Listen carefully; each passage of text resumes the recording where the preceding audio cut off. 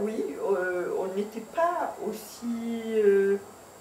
on n'était pas aussi respectés que les musulmans et que les Français, bien sûr. C'est ça, nous je vous demande. Oui, oui. Donc,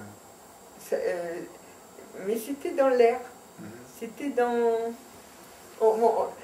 D'ailleurs, on n'avait jamais le droit de parler de nos opinions. Nous, les Marocains, les séfarades, on n'a jamais parlé politique.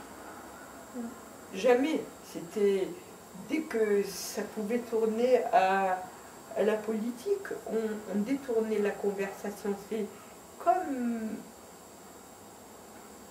Moi, je sais que j'ai jamais parlé politique. Et d'ailleurs, ça m'est resté jusqu'à présent. Tu vois, maintenant, je me sens plus libre.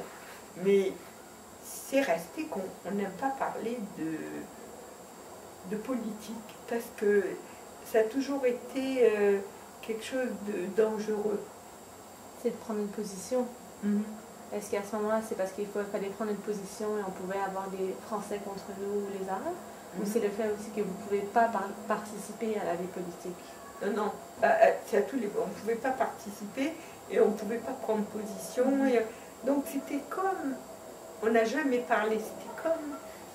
On ne disait rien. Je ne sais pas si vous comprenez. Oui, je comprends très bien. Peut-être que quelqu'un peut mieux le verbaliser.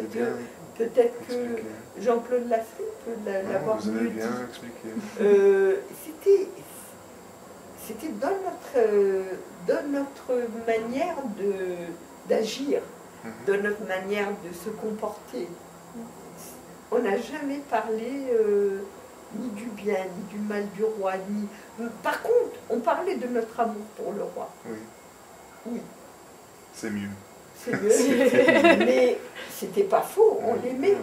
Mais on n'allait pas, par exemple, supposer que le roi avait un petit défaut, ben, ça ne venait pas à l'idée d'en parler. Vous voyez, il fallait être... invisible. Très très bien, invisible, oui.